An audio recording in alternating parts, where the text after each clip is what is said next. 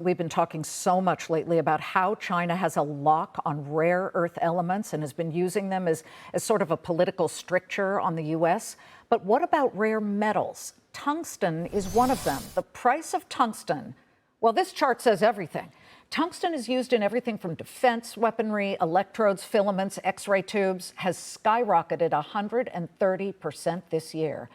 Why has it more than doubled from roughly $320 per metric ton at the beginning of this year to nearly $800 per metric ton last week? China is the source of more than 80% of the global tungsten supply and has tightened its grip on the rare metal. But now, mining company Almonty Industries is leading the charge to restart tungsten mining operations right here in the U.S., something that hasn't been done in a decade. The company has spent $10 million to purchase the Gentung Browns Lake Tungsten Project in Everhead County, Montana. The man at the helm, Louis Black, the CEO of Almonty Industries, joins us live here in a Fox Business exclusive.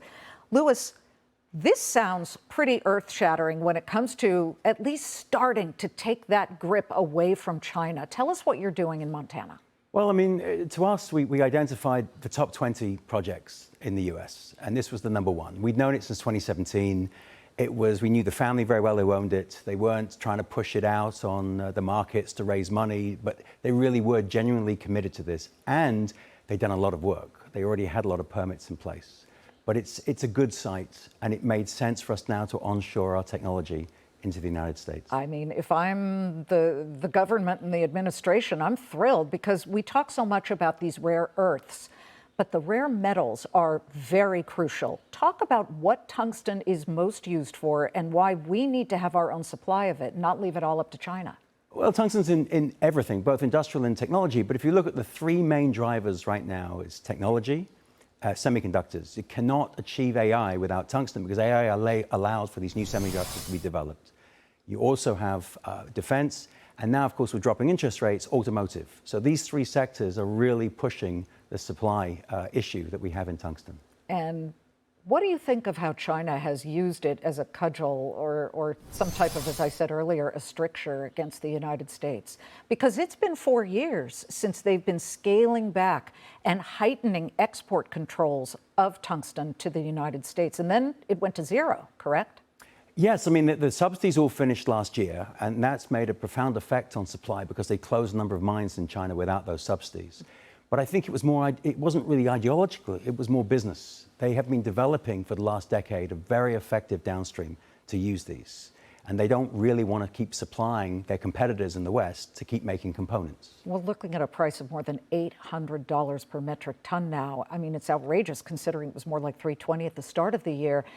When your mine gets up and running, first of all, when is that? And secondly, will we see a decrease in prices because we've got supply here?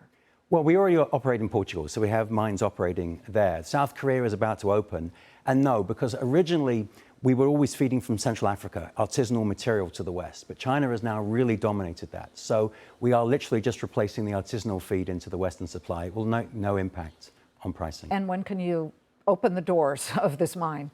We start commissioning now. So I say that in the first quarter of next year, you'll start seeing commercial production being delivered. Oh, that's soon.